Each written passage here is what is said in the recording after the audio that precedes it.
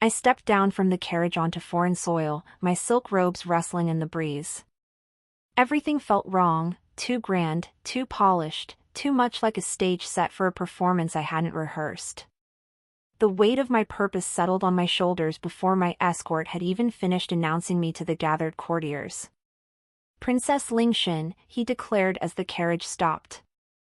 "We have arrived." The courtiers had assembled in a semicircle, their curiosity poorly disguised behind painted fans and practiced smiles. They appraised me the way merchants examined bolts of silk, calculating, assessing, determining my worth. At the front stood two young men who could only be the princes. The elder stepped forward first. Prince Xian Hao moved with the measured grace of someone who knew every eye was upon him. His robes were deep burgundy, embroidered with golden phoenixes that caught the light with each step.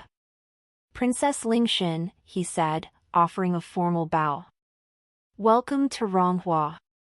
Your journey from the northern kingdoms must have been arduous." "Your Highness is too kind," I replied, returning his bow. "The alliance between our kingdoms makes any hardship worthwhile." His smile was practiced, political. "Indeed. This union will strengthen both our realms." Union. The word felt heavy on the morning air. "May I present my brother, Prince YuChao," Xian Hao continued. The younger prince approached with less ceremony but more warmth. Where Xian Hao's movements spoke of duty, YuChao's suggested genuine curiosity. His robes were simpler, dark blue silk without the elaborate embroidery, but his eyes held something his brothers lacked. "Princess," YuChao said, his bow more casual but somehow more sincere. "I hope Ronghua proves worthy of your presence." Something in his tone made me look at him more carefully. Unlike his brother, who spoke of kingdoms and alliances, YuChao seemed to be speaking to me as a person, not a political prize. "I'm certain it will, Your Highness," I answered. "Come," Xian Hao interjected, gesturing toward the palace. "Father awaits your formal presentation." As we walked through corridors lined with silk tapestries and jade sculptures, I felt the weight of my purpose settle on my shoulders. I was here to marry one of these princes, most likely the elder, as tradition demanded. The alliance our kingdoms desperately needed hung on my successful integration into this court. But as we approached the throne room, I couldn't shake the memory of YuChao's knowing smile, or the way his eyes had lingered not on my robes or my title, but on my face. The throne room doors opened to reveal King Zhaoming seated upon a chair carved from black jade. Even from a distance, I could see where both his sons had inherited their bearing. Xian Hao had his father's commanding presence, while YuChao possessed the same thoughtful intelligence that now studied me from the throne. "Your Majesty," I said, performing the deep bow required of visiting royalty. "Rise, Princess Ling Xin," the king commanded, his voice echoing through the vast chamber. "You honor our court with your presence." "The honor is mine, Your Majesty." "My father sends his deepest respects and hopes for our kingdom's continued friendship." King Zhaoming nodded approvingly. "Friendship forged through wisdom and appropriate arrangements." His gaze flickered meaningfully between me and his elder son. I felt heat rise in my cheeks but kept my expression serene. Everyone in this room knew why I was here, but speaking of marriage so directly seemed almost crude. "Princess Ling Xin will need time to acclimate to our customs," Prince Xian Hao said smoothly. "Perhaps a tour of the gardens would be appropriate?" "An excellent suggestion," the king agreed. "YuChao, escort our guest. Show her the palace grounds." I caught the slight tightening around Xian Hao's eyes at his father's choice of guide, but he said nothing. "It would be my pleasure," YuChao replied, stepping forward with that same easy grace. As we left the throne room, I heard the king beginning to discuss border tensions with his ministers. The business of kingdoms never stopped, not even for visiting princesses. "You look overwhelmed," YuChao observed as we walked through a corridor lined with painted screens. "Should I not be?" I asked, surprising myself with my honesty. Everything here is so formal. He laughed, actually laughed, and the sound was warm and unexpected. Formal is one word for it. I might choose suffocating. That seems disloyal for a prince to say. Perhaps. But you asked for honesty, and I find myself wanting to give it to you. We stepped into the gardens, and I gasped despite myself.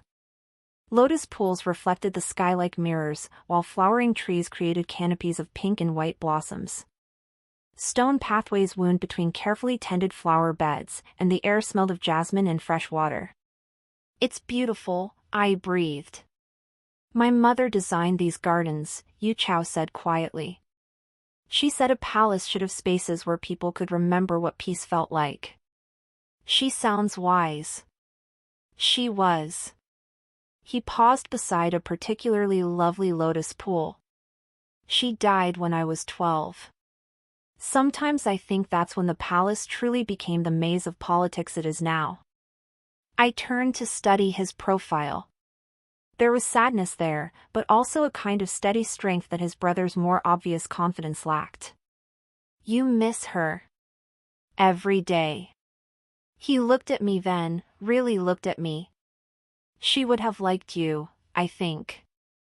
How could you possibly know that? We've spoken for all of an hour.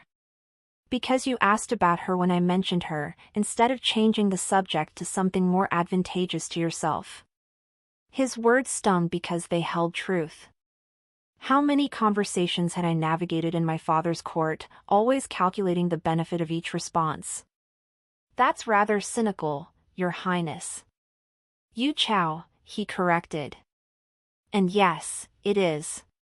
Palace life tends to breed cynicism. Then why do you seem so? I searched for the right word. So genuine? He smiled, and this time it reached his eyes. Perhaps because I've never had much to gain from pretense. My brother will inherit the throne. I have the luxury of being myself. Something twisted in my chest at his words. In my kingdom, in this kingdom, in all kingdoms, marriages were about alliances and inheritance. But standing here in his mother's garden, watching him speak of genuine feeling, I found myself wishing, just for a moment, that politics could be set aside.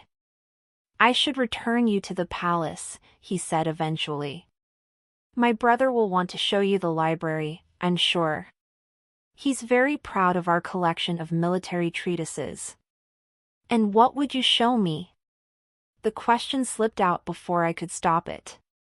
YuChao considered this seriously.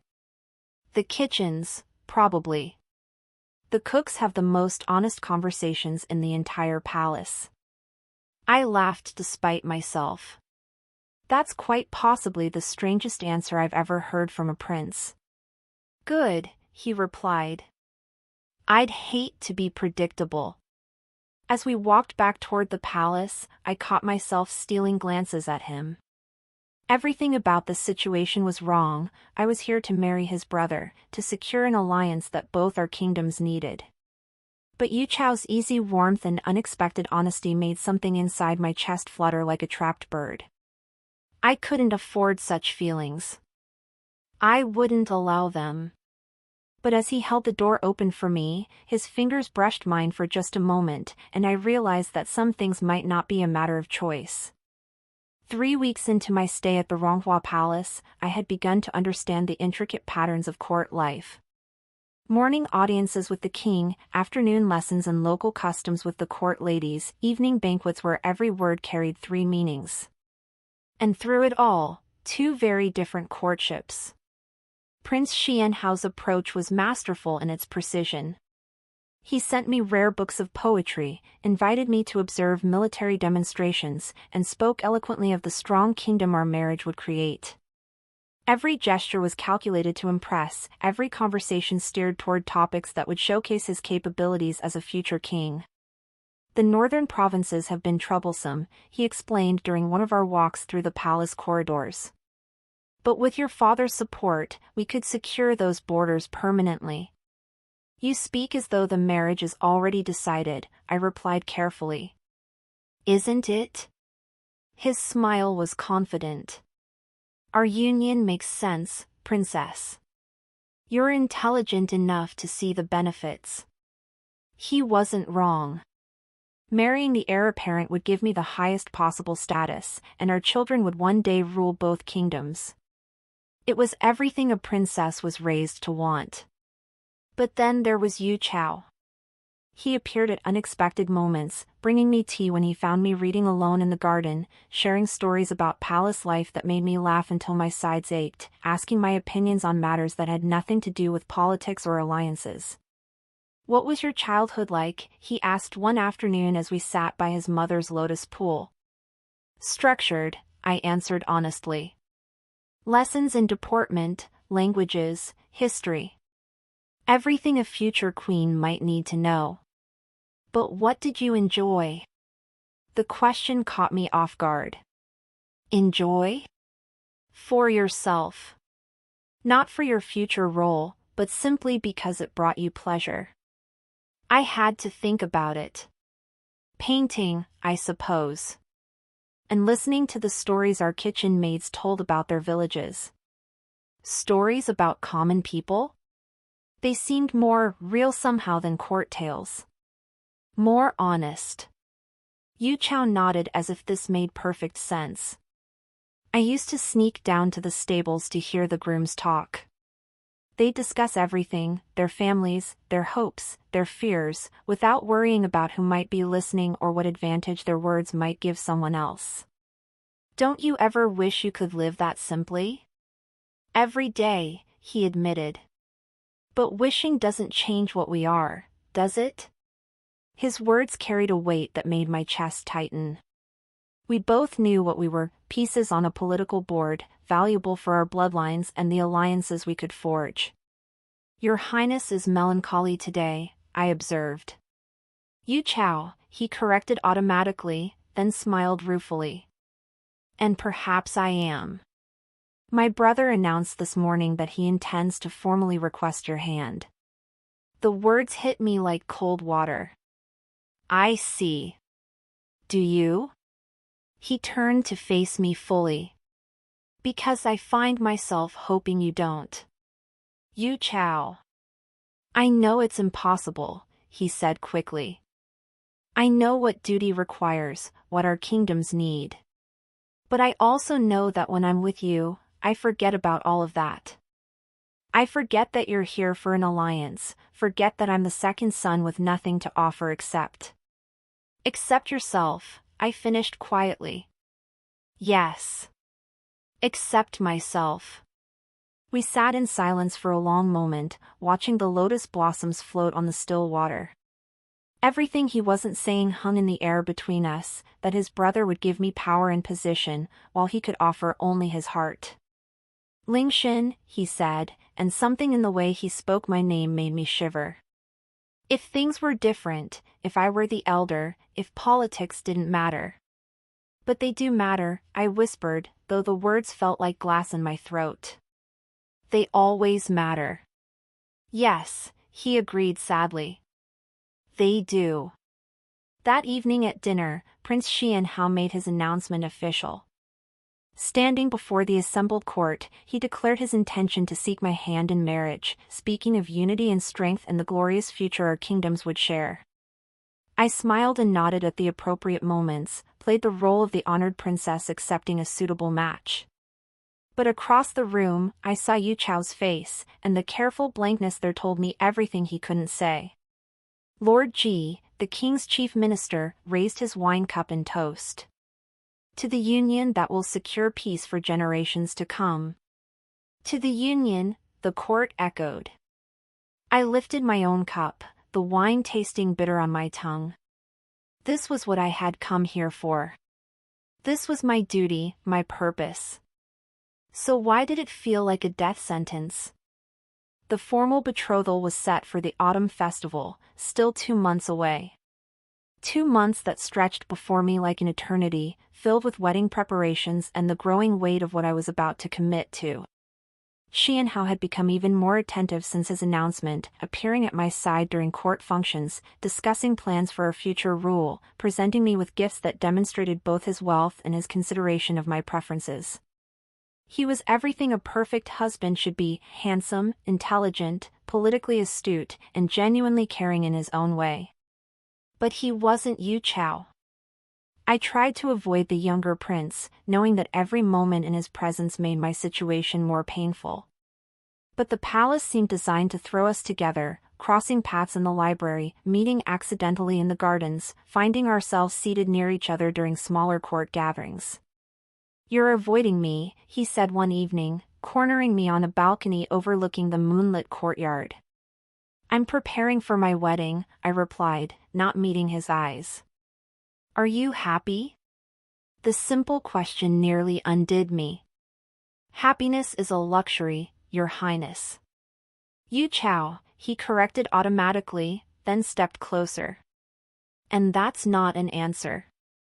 It's the only answer I can give." Ling Xin. My name on his lips was like a caress. "Look at me." I couldn't. I knew that if I looked into his eyes, all my carefully constructed resolve would crumble. "Please," he whispered. Against my better judgment, I raised my gaze to his. The longing there was so raw, so undisguised, that I had to grip the balcony railing to keep from swaying toward him. "I dream about you," he confessed quietly. "Every night, I dream of a world where I met you first, where birth order didn't matter, where I could court you properly and offer you everything you deserve." "YuChao, don't." "I love you," he said simply. "I know I have no right to say it, no, it changes nothing, but I needed you to know. Before you marry my brother, before you become someone I can never touch or hold or even look at without committing treason against my own family, I needed you to know that someone loves you for yourself alone." Tears burned behind my eyes. "This is madness." "Yes," he agreed. "Complete madness. And I can't bring myself to care.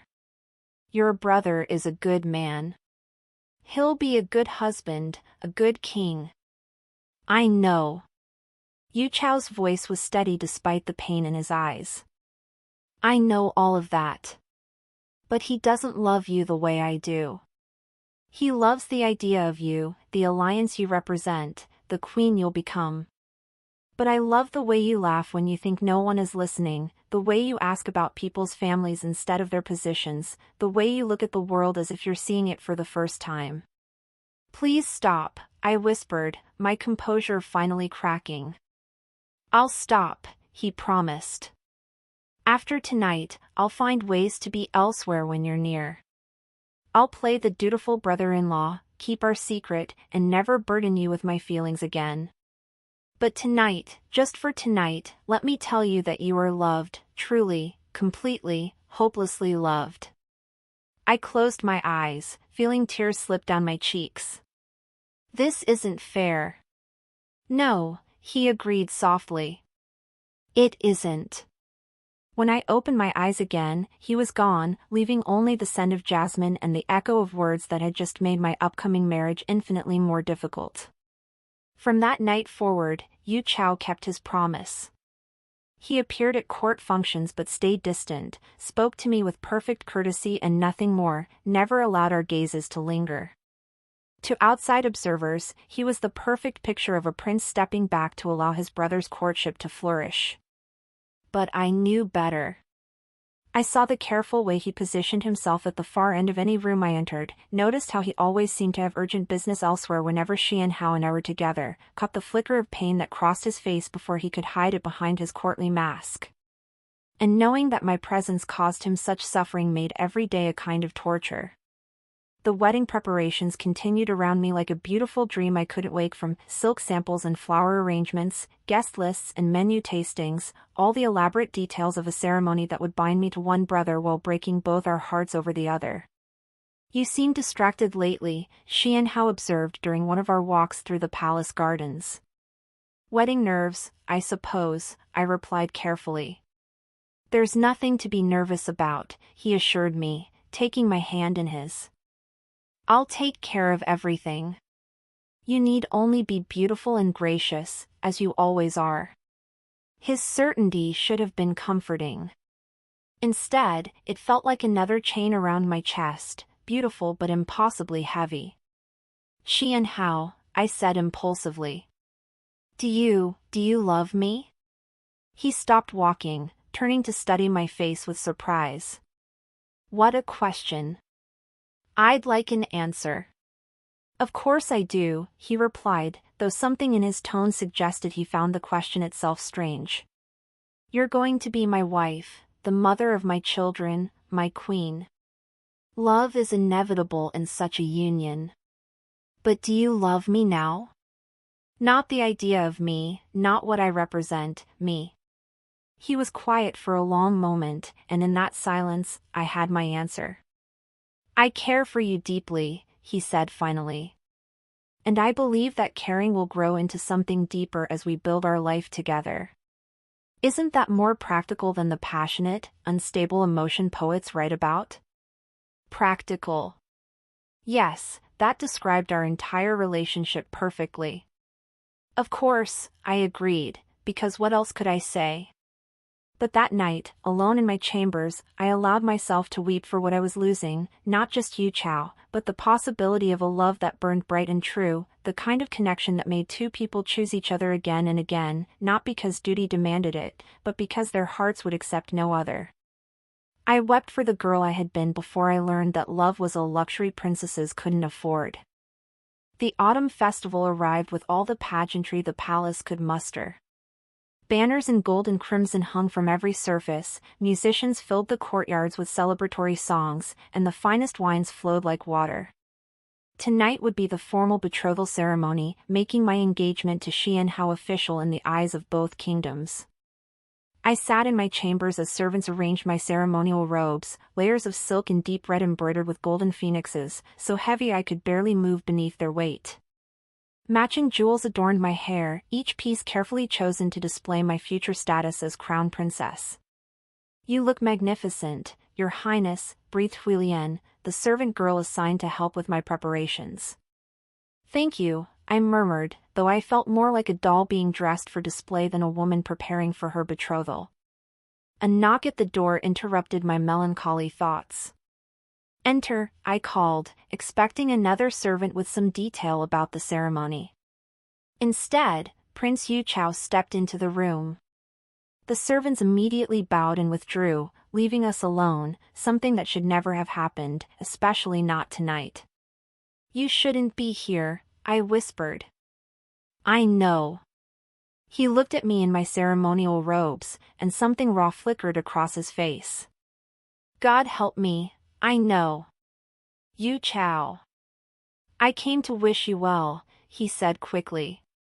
And to give you something. He held out a small jade pendant, carved in the shape of a lotus blossom. It was my mother's. She wore it on her wedding day. I can't accept this. Please. His voice was quietly desperate. I know you'll be wearing my brother's jewels tonight, his ring, his symbols of possession. But this is just a reminder that someone sees you as more than a political prize. With trembling fingers, I took the pendant. It was warm from his touch, smooth and perfect. It's beautiful. Like you, he said softly, then caught himself. I'm sorry. I promised I wouldn't. Don't apologize. I closed my fist around the pendant, feeling its edges press into my palm. Not tonight. We stood there for a moment, the weight of all our unspoken words filling the space between us. Then horns sounded in the distance, calling the court to assembly. I should go, he said. Yes. But neither of us moved. Finally, YuChao stepped closer, close enough that I could see the gold flecks in his dark eyes. Ling Xin, he whispered. If there were any way at all. There isn't, I said firmly, though my heart was hammering against my ribs. I know. He reached out as if to touch my face, then dropped his hand. I know. The horns sounded again, more insistently. I love you, he said, the words torn from somewhere deep inside him. Whatever happens, whatever you become, remember that someone loved you enough to let you go. Then he was gone, leaving me alone with his mother's pendant and the echo of words that felt like both a blessing and a curse. The betrothal ceremony was magnificent. The great hall blazed with hundreds of candles, courtiers dressed in their finest silks filled every available space, and representatives from my father's kingdom stood witness as I formally accepted Prince Xian Hao's proposal. He spoke beautifully about our future together, about the alliance our marriage would create, about the prosperity both kingdoms would enjoy under our joint rule. I responded with the words I had practiced, accepting his proposal with grace and gratitude. But all through the ceremony, I was acutely aware of Yu Chao standing with the other nobles, his face a careful mask of brotherly approval. Only I could see the tension in his shoulders, the way his hands clenched and unclenched at his sides when Xian Hao placed the betrothal ring on my finger. To Prince Xian Hao and Princess Ling Xin, King Zhaoming proclaimed, raising his wine cup. May their union bring strength to both our houses. To the prince and princess, the court echoed. I smiled and nodded, playing my part perfectly. But beneath my ceremonial robes, my mother's jade pendant pressed against my heart like a secret. Later that night, after the festivities had ended and the guests had retired, I stood on my balcony staring out at the moonlit gardens. In 3 weeks, I would marry Xian Hao in a ceremony even grander than tonight's. I would become crown princess of Ronghua, eventually its queen, and mother to future rulers. Everything I had been trained for since childhood was finally within my grasp.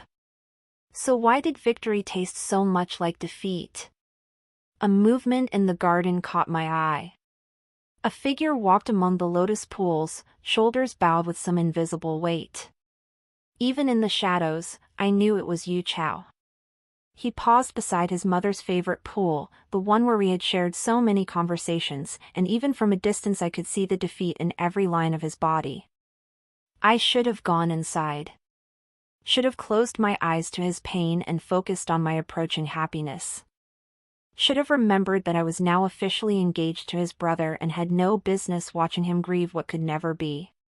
Instead, I gripped the balcony railing and wished desperately that I could call out to him, could run down to the garden and tell him that my heart would always belong to him, regardless of what ceremonies or contracts bound me elsewhere. But princesses didn't follow their hearts.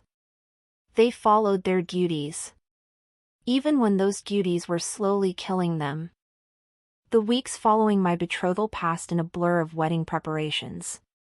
Seamstresses fitted me for my wedding robes, cooks planned elaborate banquet menus, and officials from both kingdoms arrived daily to witness the ceremony that would seal our alliance.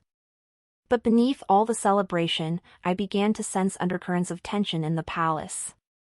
Conversations that stopped when I entered rooms, meaningful glances exchanged between ministers, and a growing sense that political forces were moving just beyond my perception. Have you noticed anything unusual about the court lately? I asked Lady Wanqing, one of the few palace women I had grown to trust. She glanced around nervously before lowering her voice. There are rumors, Your Highness. Nothing more. What kind of rumors? Some say Prince YuChao has been meeting privately with certain ministers. Others claim he's been sending messages outside the palace. My blood chilled. What sort of messages? No one knows for certain. But Lord Han has been asking questions about the prince's activities, and you know how thorough his investigations can be. I did know. Lord Han served as the king's chief investigator, the man who uncovered plots against the crown and dealt with threats to the royal family's security. If he was investigating Yu Chao. Surely it's nothing serious, I said carefully. Prince Yu Chao is completely loyal to his family. Of course, Your Highness, Lady Wanqing agreed quickly. I'm certain these are just idle gossip from jealous courtiers. But her tone suggested she wasn't certain at all.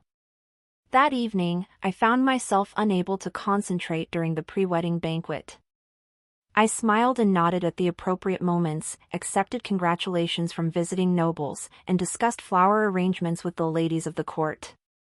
But my mind kept wandering to Yu Chao, who sat at the far end of the high table looking more withdrawn than usual. "You seem distracted, my dear," Xian Hao observed quietly. "Wedding nerves," I replied, using my familiar excuse. "There's nothing to worry about. In 5 days, you'll be my wife and crown princess of Ronghua. Everything is proceeding exactly as planned." His confidence should have been reassuring. Instead, it made the knot in my stomach tighten. "Has your brother seemed troubled to you lately?" Xian Hao's expression grew guarded. "Why do you ask?" "He seems quieter than usual. More distant. YuChao has always been moody." "It's nothing that concerns you." But his dismissive tone told me there was more to the situation than he was revealing. My suspicions were confirmed 3 days later when I woke to find the palace in chaos. Guards ran through corridors, servants whispered in frightened clusters, and the usual morning routines had been abandoned. "What's happening?" I asked Huilian when she burst into my chambers with my morning tea. "Prince YuChao has been arrested, Your Highness," she whispered, her face pale with shock. The teacup slipped from my fingers, shattering on the marble floor. "Arrested? For what?" "Treason, my lady. They say he was planning to disrupt your wedding, maybe even kidnap you to prevent the alliance." The world seemed to tilt around me. "That's impossible." Lord Han found letters in the prince's chambers, correspondence with enemies of the kingdom, plans to smuggle you out during the wedding ceremony. They say he was going to take you to the northern mountains and hold you there until the alliance failed. My mind reeled. YuChao would never, he couldn't have. "Where is he now?" "In the dungeons, my lady. King Zhaoming is furious. Some of the ministers are calling for execution." Execution. The word hit me like a physical blow. "I need to see Prince Xian Hao," I said, struggling to keep my voice steady. "His Highness is in council with the king and ministers. They've been meeting since dawn." I spent the rest of the day in agony, pacing my chambers like a caged animal. Every terrible possibility ran through my mind: YuChao tortured in the dungeons, tried for treason, executed for crimes I knew in my heart he could never have committed. It wasn't until evening that Xian Hao finally came to see me. His face was grim, aged by whatever discussions he had endured throughout the day. "How are you feeling?" he asked, settling into a chair across from me. "Confused. Frightened. How could YuChao do such a thing?" "Jealousy makes men do terrible things," he replied carefully. "My brother has always resented my position as heir. Perhaps he thought that by preventing our marriage, he could somehow elevate his own status. But the alliance, surely he knows how important it is to both our kingdoms." Apparently his personal desires outweighed his loyalty to the realm. Something in his tone made me study his face more carefully. "You don't seem surprised by this." I've suspected for weeks that YuChao was struggling with conflicted feelings about our wedding. I hoped he would come to his senses, but clearly I was wrong. Conflicted feelings. The careful phrase told me more than Xian Hao probably intended. "What will happen to him?" I asked quietly. "That depends on my father's judgment. The evidence against him is substantial." "What evidence, exactly?" Xian Hao hesitated. "Letters arranging your abduction. Maps of escape routes. Correspondence with northern mountain rebels who oppose the alliance." Lord Han's investigation was quite thorough.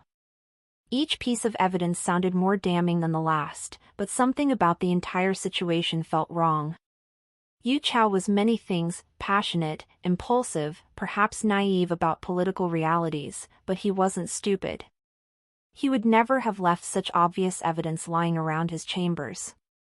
"May I see him?" I asked. "Absolutely not. It wouldn't be appropriate for my betrothed to visit a traitor in the dungeons." Traitor. The word felt like poison in the air between us. "The wedding is in 2 days," Xian Hao continued. "We can't allow this unfortunate situation to overshadow such an important ceremony. The alliance depends on our union proceeding as planned." Of course. The alliance. The thing that mattered more than any individual's life or happiness. Yes, I agreed quietly. The alliance is what matters. But even as I spoke the words, I was planning how to get to the dungeons to see YuChao. Whatever had happened, whatever evidence existed against him, I needed to hear the truth from his own lips. Because deep in my heart, I suspected that the trap closing around YuChao had been carefully laid by someone who understood exactly which levers to pull to eliminate an inconvenient rival. That night, I waited until the palace settled into sleep before slipping from my chambers. Years of navigating my father's palace had taught me how to move silently through corridors, how to avoid guard patrols, and how to find the servants' passages that connected different parts of a royal residence. The dungeons lay deep beneath the palace, accessed through a narrow stone stairway that descended into the bowels of the earth. The air grew colder with each step, heavy with dampness and the lingering scent of fear. A single guard sat at the bottom of the stairs, dozing over a cup of wine. I pressed myself against the wall, waiting for the right moment to slip past him into the corridor beyond. The cells stretched along both sides of a narrow hallway, most of them empty. At the very end, a dim light flickered behind iron bars. I could see a figure hunched on the stone bench within, too large to be anyone but YuChao. "Your Highness," I whispered. He looked up sharply, his face a map of bruises and cuts. They had not been gentle during his arrest. "Ling Xin?" His voice was hoarse with disbelief. "What are you doing here? You shouldn't, if they find you." "Tell me the truth," I interrupted, gripping the cold iron bars. "Tell me you didn't plan to kidnap me, that you weren't plotting with Northern Mountain rebels. Is that what they told you? Answer me." He was quiet for a long moment, his dark eyes searching my face. "Would you believe me if I said no?" "Yes." "Then no. I never planned to kidnap you or betray my kingdom. I may be many things, but I'm not a traitor." Relief flooded through me, so intense it made my knees weak. "Then how, the letters, the evidence?" "Fabricated. All of it." YuChao moved closer to the bars, close enough that I could see the exhaustion in his eyes. "Someone wanted me gone, and they found the perfect way to accomplish it." "Who would do such a thing?" "Think, Ling Xin. Who benefits most from my disgrace?" The answer came to me like a cold blade sliding between my ribs. "Xian Hao. My brother has always been thorough in removing obstacles to his goals." "But you're his brother. Surely he wouldn't." "Wouldn't he?" YuChao's smile was bitter. "I'm the inconvenient second son who's been making eyes at his intended bride. From a political standpoint, eliminating me makes perfect sense." The full horror of the situation crashed over me.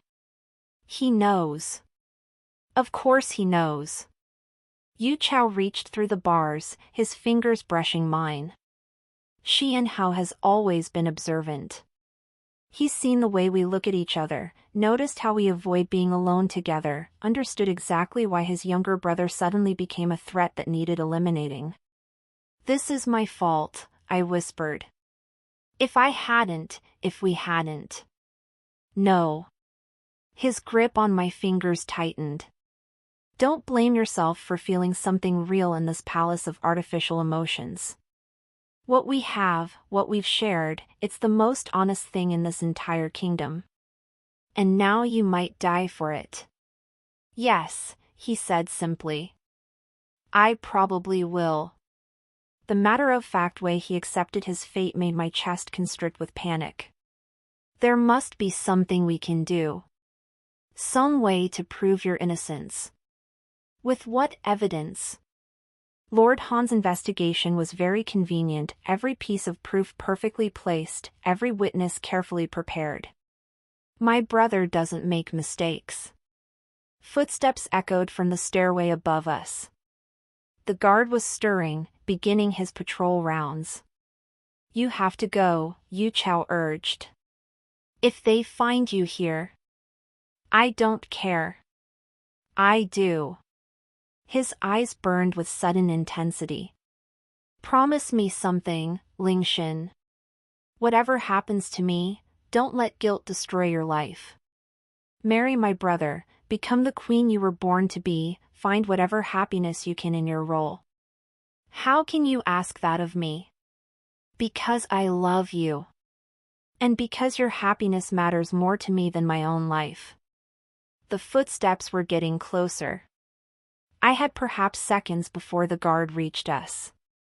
I won't let them kill you, I promised fiercely. You may not have a choice.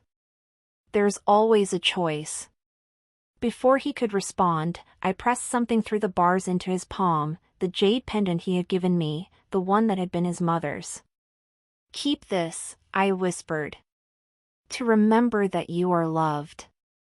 Then I slipped back into the shadows just as torchlight appeared at the end of the corridor. I returned to my chambers with my heart hammering and my mind racing. YuChao was right, the evidence against him was too perfect, too convenient. But proving a frame-up seemed impossible when the person responsible was about to become my husband and the future king. Dawn was breaking over the palace walls when I made my decision. If Xian Hao had engineered this situation, then perhaps he could be convinced to engineer a different outcome. I requested an immediate private audience, claiming urgent wedding matters that couldn't wait. He arrived within the hour, looking perfectly composed despite having spent the previous day dealing with his brother's alleged treason.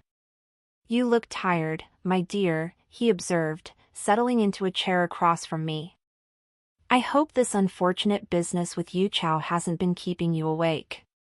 As a matter of fact, it has. I studied his face carefully. I find it difficult to believe your brother would commit such crimes.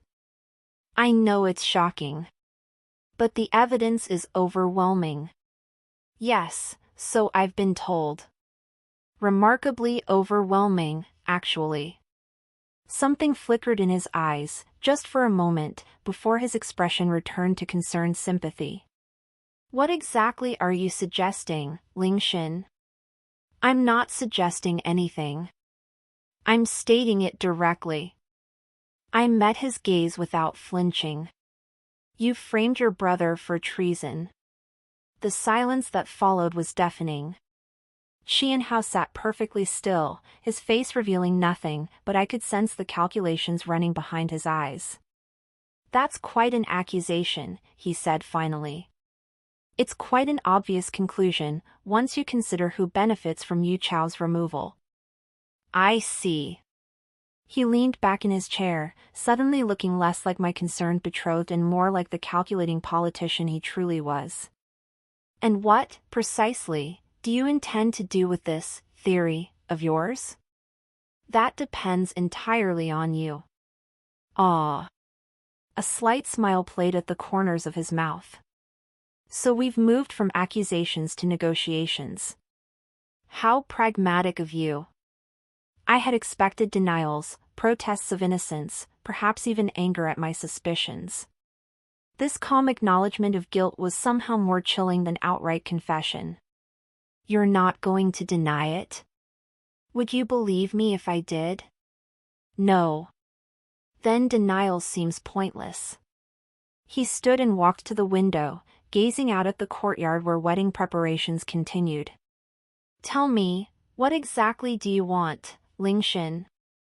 I want YuChao freed. Impossible. The evidence against him is public now. Reversing his conviction would raise too many questions. Then commute his sentence.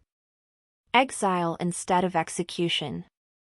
Xian Hao was quiet for a long moment, considering. And in return? I marry you tomorrow as planned. I never speak of my suspicions about this matter. I play the role of devoted wife and future queen.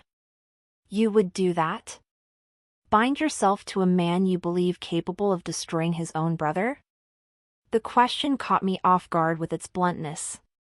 If it saves YuChao's life, yes. Even knowing that I'm aware of your feelings for him? Heat flooded my cheeks, but I forced myself to maintain eye contact. Yes. Interesting. He turned from the window to study my face. Most women would find such a marriage intolerable. I'm not most women. I'm a princess who understands the price of political necessity. Indeed you are. Something that might have been admiration flickered in his expression. Very well. I accept your terms, with one modification. What modification? Exile is still too lenient. It leaves the possibility that YuChao might someday return, might rally supporters to his cause, might become a future threat to the stability I'm working to create. My heart sank. Then what do you propose? Banishment to the northern provinces, with the understanding that any attempt to return will result in immediate execution. He lives, but he disappears forever. Forever. The word echoed in my mind like a death knell. I would save YuChao's life, but I would never see him again, never know if he was safe or happy or even alive after the first few years. Do we have an agreement? Xian Hao asked quietly. I closed my eyes, feeling the last of my girlish dreams crumble to dust. When I opened them again, I was no longer the princess who had arrived at this palace months ago with hope in her heart. I was something harder, more calculating, exactly what this situation required. We have an agreement, I said. Excellent. His smile was genuinely warm now, as if we had just concluded a pleasant business transaction rather than bartering away the happiness of 3 people. I'll speak with my father this afternoon. The sentence will be changed to permanent exile, effective immediately after our wedding ceremony. Why wait until after the wedding? Because, my dear wife-to-be, I need your cooperation to be absolute before I fulfill my part of the bargain. Surely you understand the wisdom of that arrangement. I did understand. He was ensuring that I couldn't change my mind, couldn't back out of our deal once YuChao was safe. Of course, I agreed. That's very practical of you. I thought you'd appreciate that quality. He moved toward the door, then paused. One more thing, Ling Xin. This conversation never happened. As far as anyone else is concerned, you accepted my brother's guilt and supported his punishment as any loyal future queen would. Naturally. Good. I look forward to our wedding tomorrow. I believe we'll make excellent partners. Partners. Not husband and wife, not lovers, partners in a political alliance built on blackmail and mutual deception. After he left, I sat alone in my chambers as servants bustled around me, making final preparations for tomorrow's ceremony. Everything was proceeding exactly as everyone wanted. The alliance would be sealed, the kingdoms would be strengthened, and the inconvenient complication of love would be permanently removed from the equation. I should have felt victorious. Instead, I felt hollow, as if something essential inside me had been carved out and discarded. But YuChao would live. Whatever else happened, whatever prices had to be paid, YuChao would live.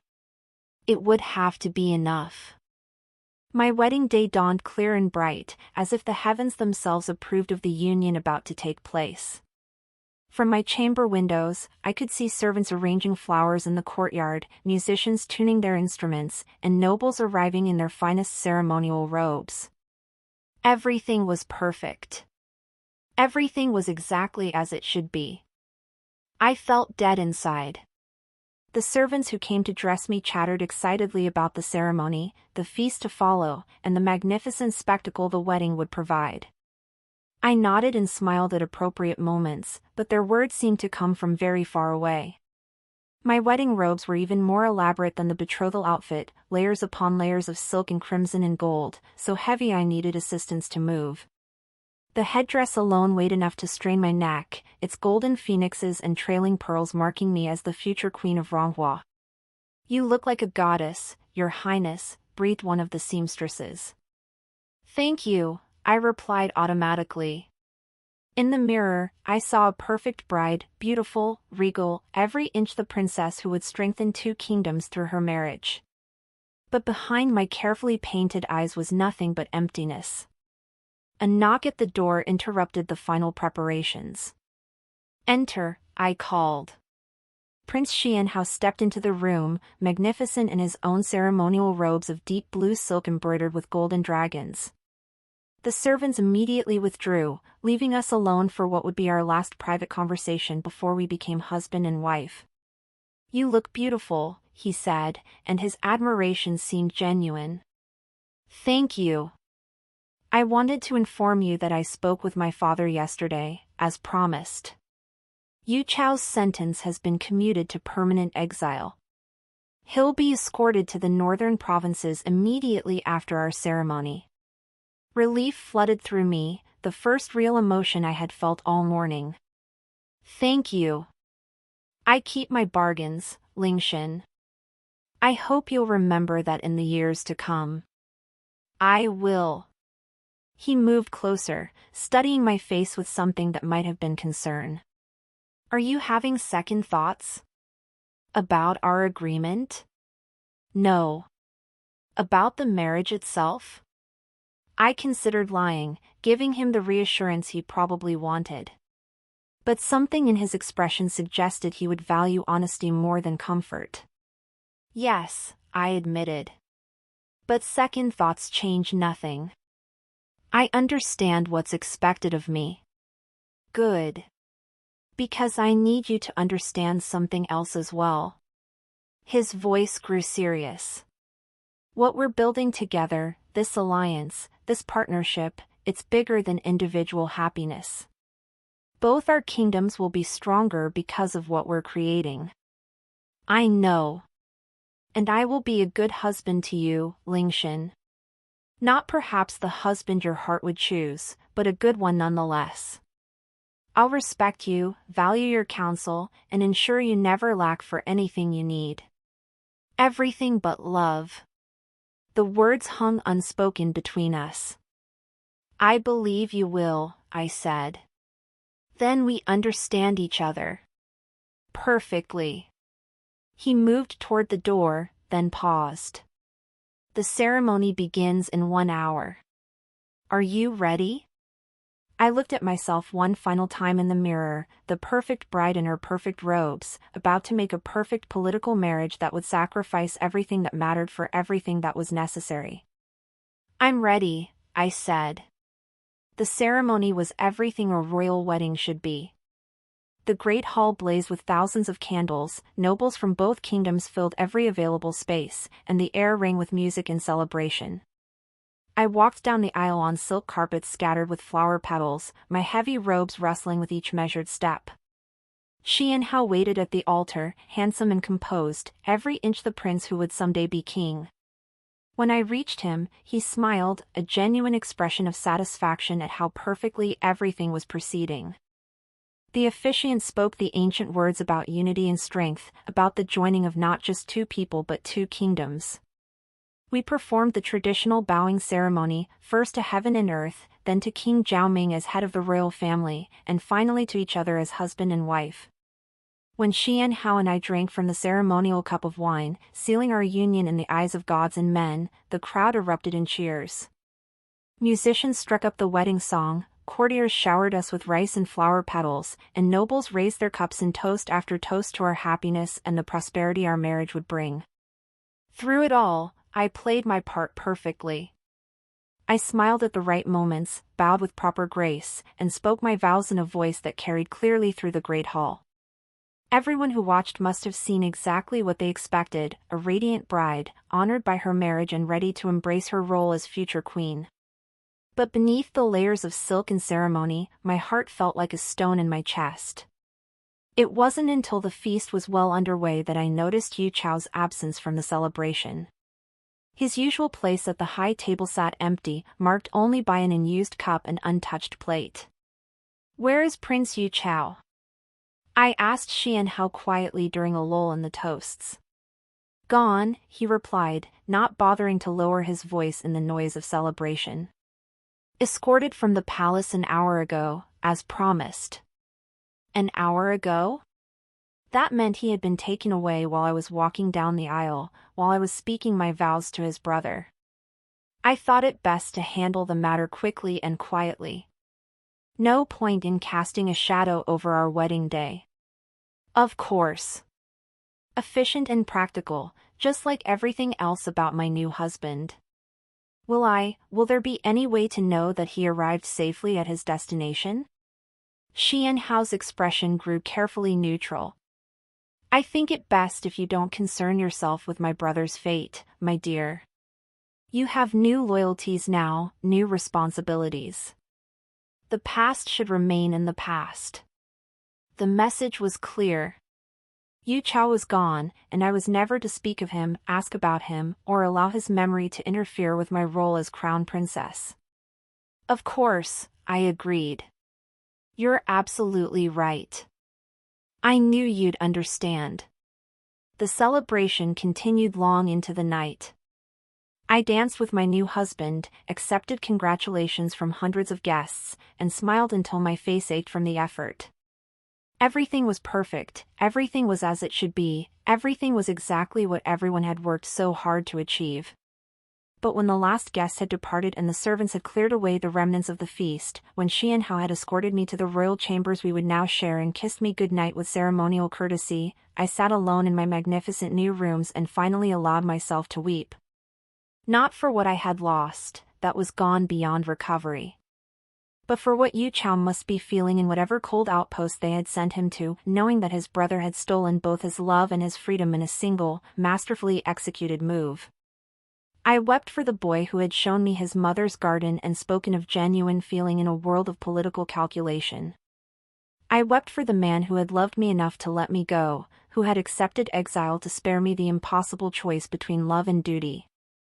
Most of all, I wept for the girl I had been just hours ago, naive enough to believe that love could somehow triumph over politics, innocent enough to think that good intentions could overcome ruthless ambition. That girl was gone now, as completely as if she had never existed.